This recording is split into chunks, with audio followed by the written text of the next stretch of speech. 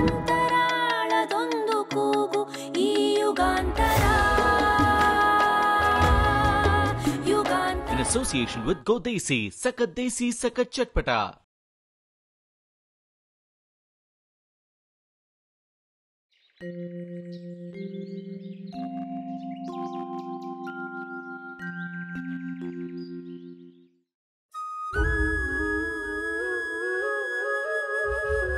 ಎಂಥಾದೇನಾಸಿ ಬದುಕು ಭೂಮಿಯ ಮೇಲೆ ಕರೆಯಬಹುದೇ ಇದನ್ನು ಕೂಡ ದೇವರ ಲೀಲೆ.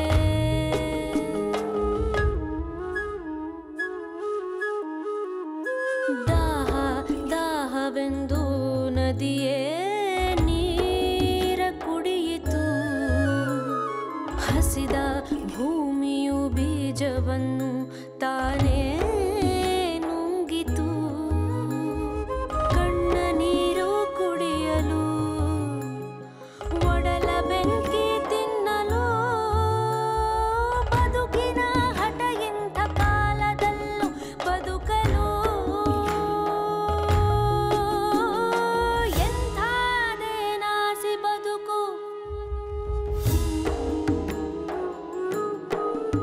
ನಮ್ಮ ಎದೆಯ ಒಳಗೆ ನಮ್ಮ ಕಾಯುವ ದೇವರು ಒಂದು ಕಾಳಜಿಯ ಕರೆಗೆ ಕಾಯುತ್ತಿರುವರು.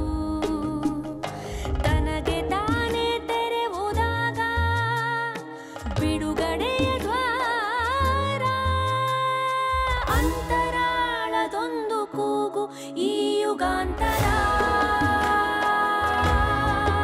ಯುಗಾಂತರ.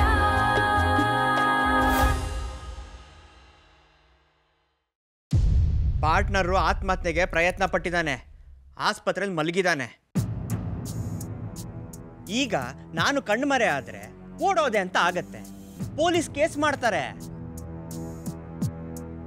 ಬದಲಿಗೆ ಅಲ್ಲಿಗೆ ಹೋಗಿ ಕೂರೋದು ವಾಸಿ.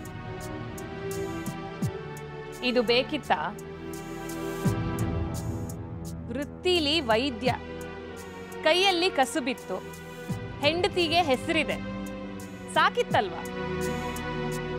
ಇಷ್ಟು ವ್ಯವಹಾರಕ್ಕೆ ಕೈ ಹಾಕೋ ತುರ್ತೇನಿತ್ರಿ? ಹೆಂಡತಿಗೆ ಆದಾಯ ಇತ್ತು, ನಾನು ದುಡಿಲೇಬೇಕು ಅನ್ನೋ ದರ್ದು ಇರಲಿಲ್ಲ. ಸಮಯ ಇತ್ತು, ಸ್ನೇಹಿತರಿದ್ರು, ಎಲ್ಲವೂ ಅವಕಾಶಗಳಾಗಿ ಕಾಣಿಸ್ತಿದ್ವು. ಗೆದ್ದು ನಿಂತುಬಿಟ್ಟಿದ್ದಿದ್ರೆ ಯಾರಿಗೂ ಹಿಡಿಯೋಕ್ಕಾಗ್ತಿರ್ಲಿಲ್ಲ. ಈಗ ಸೋತಿದ್ದೀನಿ, ಅದಕ್ಕೆ ಅಲ್ವಾ ಈ ಸಮಸ್ಯೆ. ವಾಪಸ್ಸು ಬರಲ್ಲ. ಬರೋ ಮನಸ್ಸಿದೆ, ಇಚ್ಛೆನೂ ಇದೆ. ಯಾವಾಗ? ಗೊತ್ತಿಲ್ಲ. 5 ವರ್ಷ, 10 ವರ್ಷ? ಹೇಳೋದು ಹೇಗ್ರಿ? ವ್ಯವಹಾರಗಳು ಮುಗಿದ್ರೆ ತಕ್ಷಣವೇ, ಮುಗಿದೇ ಇದ್ದರೆ ಅದು ಜೀವನ ಪರ್ಯಂತ ಆಗಬಹುದು. ಅಲ್ಲಿಗೆ ನೀವು ಇಲ್ಲಿ ಮಾಡ್ತಾ ಇರೋ ವ್ಯವಸ್ಥೆ ತಾತ್ಕಾಲಿಕ ಅಲ್ಲ. ಇದು ತಾತ್ಕಾಲಿಕ ಅಲ್ಲ. ಅಷ್ಟು ಸತ್ಯ ಅಪ್ಪನಿಗೂ ಗೊತ್ತಾಗಿದೆ, ಶಾಲಿನಿಗೂ ಗೊತ್ತಾಗಿದೆ. ಅವರು ನೇರ ಕೇಳ್ತಾ ಇಲ್ಲ, ನಾನು ಹೇಳ್ತಾ ಇಲ್ಲ. This is being irresponsible. ಬದುಕಿನಲ್ಲಿ ನಿರ್ಧಾರಗಳನ್ನು ತಗೋಬೇಕಾದ್ರೆ ಅಂಟಿಕೊಂಡವರ ವೈಯಕ್ತಿಕ ಬದುಕಿನ ಮೇಲಣ ಪರಿಣಾಮಗಳನ್ನು ಯೋಚಿಸ್ಬೇಕಲ್ವಾ? ನೀವು ನಿಮ್ಮ ಅಪ್ಪನ್ನ ಬೈಕೊಂಡು ತಿರುಗಿದ್ರಿ. ಅವರು ನೈತಿಕತೆ ಬಿಡ್ಲಿಲ್ಲ, ಪ್ರಾಮಾಣಿಕತೆ ಕರಗಿಸ್ಲಿಲ್ಲ, ಅಭಾವದ ಬದುಕು ಅಂತ ಹಂಗಸಿದ್ರಿ. ನಿಮ್ಮದೇನೋ ಸಮೃದ್ಧಿಯ ಬದುಕ? ದುಡಿದದ್ರಲ್ಲಿ ಉಳಿಸಿ ನಾವು ಬದುಕ್ತೀವಿ, ಸಾಲ ಮಾಡಿ ತಿಂದು ನೀವು ಬದುಕ್ತೀರಿ. ಪ್ರಪಂಚದ ಆರ್ಥಿಕ ಪರಿಸ್ಥಿತಿ ನಮ್ಮ ಮೇಲೆ ಪರಿಣಾಮ ಬೀರಲ್ಲ. ಆದಾಯ ಕಮ್ಮಿ ಆಗಬಹುದು, ಹಾಗೆ ವಸ್ತುಗಳ ಬೆಲೆನೂ ಇಳಿದಿರುತ್ತೆ. ಬದುಕಿಗೆ ಬರ ಇರಲ್ಲ. ಸಾಲ ಮಾಡಿ ಬದುಕ್ತೀರಿ, ವ್ಯವಸ್ಥೆಯ ಆರ್ಥಿಕ ಪರಿಸ್ಥಿತಿ ಕೆಡತ್ತೆ, ಆದಾಯ ಕಮ್ಮಿ ಆಗತ್ತೆ, ಆದರೆ ಬಡ್ಡಿ ಅಷ್ಟೇ ಕಟ್ಟಬೇಕಲ್ವಾ? ನಿಮ್ಮ ಅಪ್ಪನಿಗೆ ಪೆನ್ಷನ್ ಬರುತ್ತೆ, ಅವರು ಊಟ ಹಾಕ್ತಾರಂತೆ ನಿಮ್ಮ ಹೆಂಡತಿ ಮಕ್ಕಳಿಗೆ. ಅವರ ರಿಟೈರ್ಮೆಂಟ್ ಬೆನಿಫಿಟ್ಸ್ ಬರುತ್ತೆ, ಅದೇನೋ ಟ್ರಸ್ಟ್ ಮಾಡ್ತಾರಂತೆ. ನಿಮ್ಮ ಮಕ್ಕಳ ವಿದ್ಯೆಗೆ ಅವರ ಹಣ ಅಂತೆ. ಇಲ್ಲಿ ನರ್ಸಿಂಗ್ ಹೋಮ್ ಆಗತ್ತೆ, ಫ್ಲ್ಯಾಟ್ ಆಗತ್ತೆ ವಾಸಕ್ಕೆ, ಹೆಂಡತಿ ದುಡಿತಾಳೆ. ನಾಳೆ ಶಾಲಿನಿ ತಂದೆಯ ಸಮಯ ಮುಗಿಬಹುದು, ಅವರ ಆಸ್ತಿನೂ ಇವಳಿಗೆ ಬರುತ್ತೆ. ಹೆಂಡತಿ ಮಕ್ಕಳ ಜವಾಬ್ದಾರಿ ನಿಮ್ಮ ಹೆಗಲ ಮೇಲಿರಲ್ಲ. ಗಯೆಯಲ್ಲಿ ಬದುಕಿದ್ದವರಿಗೂ ಪಿಂಡ ಹಾಕಬಹುದಂತೆ, ನೀವು ಹಾಕಿ ಬಂದಿರಬಹುದು. ಅದು ಪರಕ್ಕಾಯ್ತು ರೀ, ಸ್ವಲ್ಪ ಇಹದ ಜವಾಬ್ದಾರಿಗಳು ಇರಲಿ. ಸತ್ಯ ಹೆಂಡತಿ ಮತ್ತು ಅಪ್ಪ ಇಬ್ಬರಿಗೂ ಹೇಳು ಹೋಗಿ. ಒಳ್ಳೆ ಕಾಲದಲ್ಲಿ ಧಿಕ್ಕರಿಸಿಕೊಂಡ್ರಿ, ಕೆಟ್ಟ ಕಾಲದಲ್ಲಿ ಅಪ್ಕೊಂಡು ಕೊಲ್ತೀರಿ. This is not fair. ಅಶಕ್ತ ಅಪ್ರಯೋಜಕ ಗಂಡುಗಳು ಸಮಸ್ಯೆನೇ ಅಲ್ಲ. ಅತೃಪ್ತ ಅಹಂಕಾರಿಗಳು ವ್ಯವಸ್ಥೆಗೆ ಮಾರಕ. ಸತ್ಯ ಸಂಪೂರ್ಣ ಹೇಳಿ ಹೋಗಿ.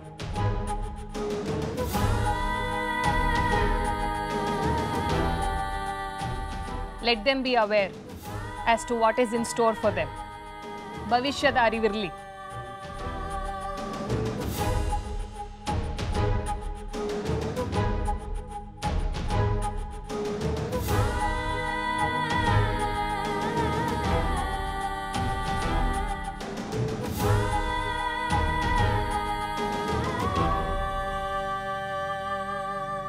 ತಿಕ್ಲು ನಿನಗೆ. ಚುನಾವಣೆ ಅನೌನ್ಸ್ ಆಗಿದೆ, ನೀತಿ ಸಂಹಿತೆ ಜಾರಿಯಲ್ಲಿದೆ. ಈಗ ವಸತಿ ಮತ್ತು ನಗರಾಭಿವೃದ್ಧಿ ಖಾತೆ ತಗೊಂಡು ಏನು ಮಾಡ್ತೀಯ? ರೇಟ್ ಎಷ್ಟು ವಿಚಾರಿಸಿ ಗುರುಗಳೇ. ಪ್ರಯೋಜನ ಇಲ್ಲ ಕಣೆಯ. ಸದ್ಯಕ್ಕೆ ಅದು ಗೊಡ್ಡು ದನ. ಕೊಟ್ಟಿಗೆಯಲ್ಲಿ ಜಾಗ ಇದೆ, ಕಟ್ಕೋತೀನಿ, ಕೇಳಿ. ಲಾಭನೇ ಇಲ್ಲದೆ ಕೈ ಹಾಕೋ ಪ್ರಾಣಿ ನೀನಲ್ಲ. ಏನು ಹೇಳು? ಫಾರೆಂದು ಯಾವುದೋ ಒಂದು ಗಿರಾಕಿ ಬಂದಿದೆ. ಸರಿ, ಚುನಾವಣೆಗೆ ಅವನು ಬಂಡವಾಳ ಹಾಕ್ತಾನಂತೆ. ಯಾಕೆ? ಗ್ಲೋಬಲೈಸೇಷನ್ ಗುರುಗಳೇ. ಇಲ್ಲಿ ನೋಟು ಅಮಾನೀಕರಣ ಮಾಡಿದ್ರೆ ಪಕ್ಕದ ದೇಶದ ಎಕನಾಮಿ ಬಿದ್ದು ಹೋಗುತ್ತೆ. ಇಲ್ಲಿ ಬ್ಯಾಂಕ್ಗಳಲ್ಲಿ ಸಾಲ ಬಿಗಿಯಾಯಿತು, ಮೋಸ ಮಾಡಿ ಓಡ್ ಹೋಗೋರು ಕಮ್ಮಿ ಆದರು. ಸತ್ತದ್ದೇನು ಹೇಳಿ? ಏನು? UK ಎಕನಾಮಿ ಬಿದ್ದೋಯ್ತು. ಇಲ್ಲಿ ಲೂಟಿ ನಿಂತ್ರೆ ಅವರು ಸಾಯ್ತಾರೆ. ಪಾರ್ಟಿ ಸಿದ್ಧ, ಚೀಫ್ ಹತ್ರ ಮಾತಾಡಿ. ಇಲ್ಲೇ ವ್ಯವಸ್ಥೆ ಆಗಬೇಕಾ? ಆಗತ್ತೆ. ಬೇಡ, ಫಾರಿನ್ ನಲ್ಲಿ ಅಲ್ಲೇ ಇನ್ವೆಸ್ಟ್ಮೆಂಟ್ ಬೇಕಾ? ಅದು ಆಗತ್ತೆ. ಇಕ್ಕೊಂಡು ಏನು ಮಾಡ್ತಾ ಇದ್ದಾರೆ? ವಸತಿ ನಗರಾಭಿವೃದ್ಧಿ ಇಲಾಖೆ. ಎಲೆಕ್ಷನ್ ಮುಗಿದು ಮತ್ತೆ ಅಧಿಕಾರಕ್ಕೆ ಬಂದ್ರೆ ಅವರೇ ತಗೊಳ್ಳಿ. ಅಷ್ಟಕ್ಕೆ ಬಂದ್ರೆ ಪಾರ್ಟ್ನರ್ಶಿಪ್ ಮಾಡ್ಕೊಳ್ಳೋಣ. ಏನು ಲಾಭ? ಎಲೆಕ್ಷನ್ ಖರ್ಚು ಅವನೇ ಭರಿಸ್ತಾನೆ. ಅಷ್ಟೇನಾ? ಅವನ ಅಂತಾನೆ ರಾಜಧಾನಿನ ಸಿಂಗಾಪುರ್ ಮಾಡ್ತಾನಂತೆ. ಹೆಂಗೆ? ನೀರಿಲ್ಲದ ಸತ್ತ ಕೆರೆಗಳು ಎಷ್ಟಿವೆ? 100ರ ಮೇಲೆ. ಅಷ್ಟು ಲೇಔಟ್ ಆದ್ರೆ ಹೆಂಗೆ? ಯಾರು ಒಪ್ತಾರೆ? ಮೆಜಾರಿಟಿಗೆ ಬಂದು ಕೂತ್ರೆ ಕ್ಯಾಬಿನೆಟ್ ಅಪ್ರೂವ್ ಮಾಡುತ್ತೆ. ಅಪೋಸಿಷನ್ನು ಕೊಡಿ ಅವರಿಗೂ ಒಂದು 10 ಕೆರೆ. ಮತ್ತೆ ನೀರಿಗೆ? ಅದ್ಭುತವಾದ ದೇಶ ಗುರುಗಳೇ. 3 ಕಡೆ ಸಮುದ್ರ ಇದೆ, ಇಲ್ಲಿ ನೀರಿಗೆ ಬರಾನ? ಸೌದಿನಲ್ಲಿ ಮಷೀನ್ ಹಾಕಿದ್ದಾರೆ, ಸಮುದ್ರದ ನೀರನ್ನ ಸಿಹಿ ಮಾಡಿ ಕುಡಿಯಕ್ಕೆ ಕೊಡ್ತಾರೆ. ಅಳವಡಿಸೋಣ ಮಷೀನ್ಗಳನ್ನ. ಮೇಲೆ ಸೋಲಾರ್ ಪ್ಯಾನಲ್ಲು, ಸೂರ್ಯನ ಕಾವಿಗೆ ಪವರು, ಅದರಿಂದ ಸಮುದ್ರದ ನೀರು ಸಿಹಿ.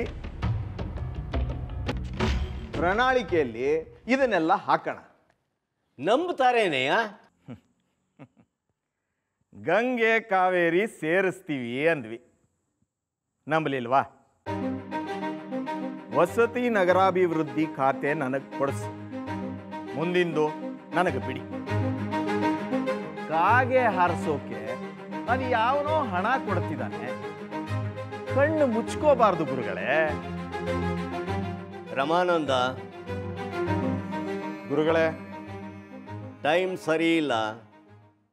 ಕೈ ಇಟ್ಟಿದ್ದೆಲ್ಲ ಮಣ್ಣಾಗ್ತಾ ಇದೆ. ಅದಕ್ಕೆ ಯಾಕೋ ಅಪಾಯ ಅನ್ನಿಸ್ತಾ ಇದೆ. ಕೋಟ್ಯಾಂತರ ರೂಪಾಯಿ ಸುಮ್ಮನೆ ಯಾರಯ್ಯ ಖರ್ಚು ಮಾಡ್ತಾರೆ? ಯೋಚನೆ ಮಾಡು, ಇದು ಬೇಕಾ? ತಾವು ಚೀಫ್ ಹತ್ರ ಮಾತಾಡಿ, ರೇಟ್ ಕುದುರಿಸಿ. ನಾನು ನೀವು ವ್ಯವಹಾರಕ್ಕೆ ಕೈ ಇಡೋದೇ ಬೇಡ. ಪಾರ್ಟಿನ ನೇರ ಚೀಫ್ಗೆ ತಗಲಾಕ. ವ್ಯವಹಾರ ಸುಸೂತ್ರವಾಗಿ ನಡೆದು ಅಪಾಯ ಇಲ್ಲ ಅಂತ ಆದ್ರೆ ನಾವು ಧುಮ್ಕೋಣ. ಅಪಾಯ ಕಂಡ್ರೆ ದಡದಲ್ಲೇ ಕೂತು ಮುಳುಗ್ತಿರೋರನ್ನ ಕಂಡ್ರಾಯ್ತು.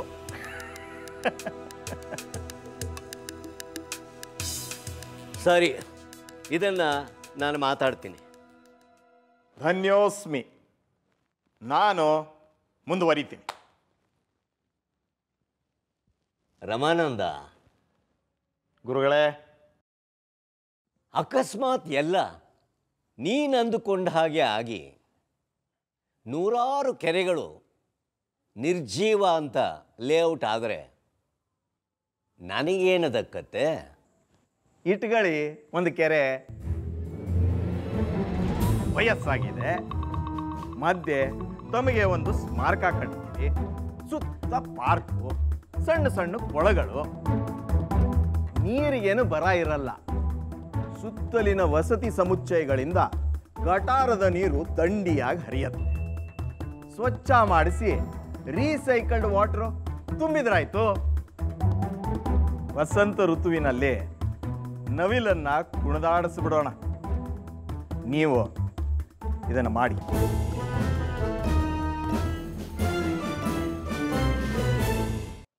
ಹಾದರದಲ್ಲಿದ್ದರೆ ಮಗಳು ಅಲ್ಲಿ ಅದೇ ಕಸುಬಿಗೆ ಬರುತ್ತಾಳೆ.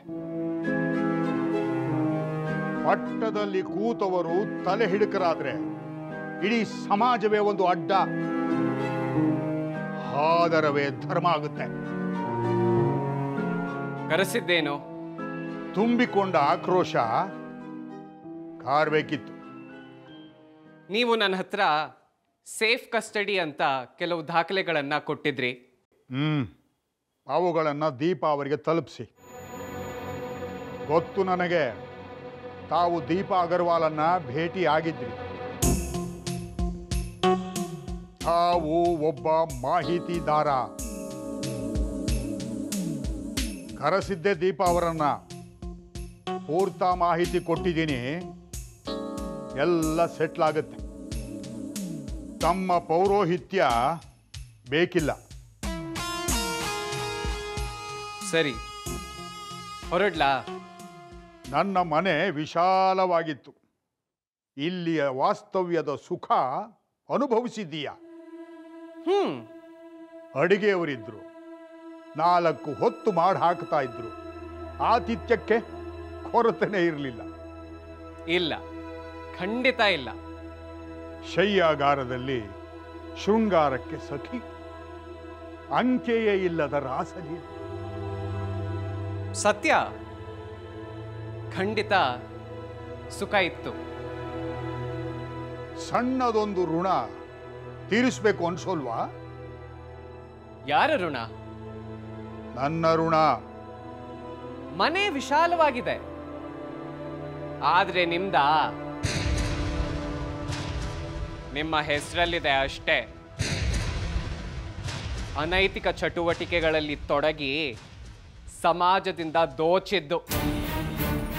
ಇದು ಸಾರ್ವಜನಿಕ ಆಸ್ತಿ, ತಮ್ಮದಲ್ಲ.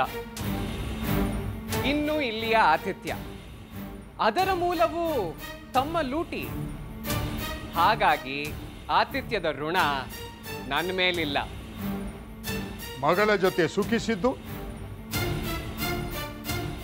ಅವಳು ನನ್ನ ಮಗಳು. ಇರಬಹುದು, ಆದರೆ ಆಕೆ ಒಬ್ಬ ಸ್ವತಂತ್ರ ವ್ಯಕ್ತಿ. ಅವಳ ಋಣ ಇದೆಯಲ್ಲ, ಅದನ್ನ ತೀರಿಸಬಹುದಲ್ಲ. ಅವಳು ಕೇಳಲಿ. ಅವಳಿಗೆ ಬೇಕಾದವರ ಒಂದು ಇಚ್ಛೆ ಇದೆ. ಅರುಂಧತಿ ಅವರದ್ದ? ಹಾ, ಹೇಳಿ. ಸಹಕರಿಸ್ತೀಯಾ? ನನ್ನ ಮಿತಿಯಲ್ಲಿದ್ರೆ ಖಂಡಿತ ಸಹಕರಿಸ್ತೀನಿ. ನನ್ನ ಪರಿಚಯದವರೊಬ್ಬರು ಅವರು ಸೃಷ್ಟಿಸಿದ ಕೆಲವು ದಾಖಲೆಗಳನ್ನು ನನ್ನ ಹತ್ರ ಬಿಟ್ಟಿದ್ದಾರೆ. ನಾನು ಹೇಳಿದ ದಿನ, ಸಮಯ, ಅವುಗಳನ್ನು ಅಲ್ಲಿಗೆ ತಲುಪಿಸೋಕ್ಕಾಗತ್ತಾ? ಹೇಳಿ, ಆಗತ್ತಾ? ರಮಾನಂದ ಅವರದ್ದ? ಬುದ್ಧಿವಂತರು ನೀವು. ಕಾಂಪನ್ಸೇಷನ್ಗೆ ಸಂಬಂಧಪಟ್ಟ ಬ್ಯಾಂಕ್ ಅಕೌಂಟ್ಗಳು ಮತ್ತು ಚೆಕ್ ಬುಕ್ಗಳು ಅದಾ? ತಲುಪಿಸ್ತೀರಾ? ನನಗೆ ತಲುಪಿಸಿ. ತಾವು ಹೇಳಿದ ದಿನ ಮತ್ತು ಸಮಯ ಅಲ್ಲಿಗೆ ತಲುಪತ್ತೆ. ಥ್ಯಾಂಕ್ಸ್. ಹೊರಡ್ಲಾ? ಆಗಬಹುದು. ಭಯ ಇತ್ತು ನನಗೆ. ಜಗಳಕ್ಕೆ ನಿಲ್ತೀರಿ ಅನ್ಕೊಂಡಿದ್ದೆ. ಬೈಬಹುದು, ಖಂಡಿಸ್ಬೋದು. ಅರುಂಧತಿ ಅಂದಿದ್ರು ಒಂದು ಪೊಲೀಸ್ ಕಂಪ್ಲೇಂಟ್ ಆಗತ್ತೆ, ಇಷ್ಟು ಸುಲಭಕ್ಕೆ ಬಿಡುಗಡೆ ಆಗತ್ತೆ ಅಂತ ಅನ್ಸಿರ್ಲಿಲ್ಲ. ನಿನ್ನಂತಹ ಮನುಷ್ಯನ್ನ ಬಲವಂತವಾಗಿ ಹಿಡಿದಿಟ್ಕೊಂಡು ಪ್ರಯೋಜನ ಇಲ್ಲ. ಅಷ್ಟು ಸತ್ಯ ನನ್ನ ಅನುಭವ ನನಗೆ ಹೇಳಿಕೊಟ್ಟಿದೆ. ಹಠ ಹಿಡಿದು ನನ್ನ ಅಧಿಕಾರ ಪ್ರಭಾವ ಬಳಸಿ ನಿನ್ನನ್ನು ಮಾನಸಾಳಿಗೆ ಕಟ್ಟಬಹುದು, ಆದರೆ ಪ್ರಯೋಜನ ಇಲ್ಲ. ನಾನು ಲಂಪಟ ಸತ್ಯ, ಆದರೆ ಹೆಣ್ಣನ್ನು ಹೆಣ್ಣಾಗಿಯೇ ನೋಡಿದೆ. ಹೆಂಡತಿ ಇರಬಹುದು, ಪ್ರೇಯಸಿ ಇರಬಹುದು, ಅಥವಾ ಮಗಳಿರಬಹುದು. ಮೀರಿ ಅರುಂಧತಿನೂ ಇರಬಹುದು. ನಾನು ಸಹವರ್ತಿ ಆಗೋದಕ್ಕೆ ಯೋಗ್ಯ.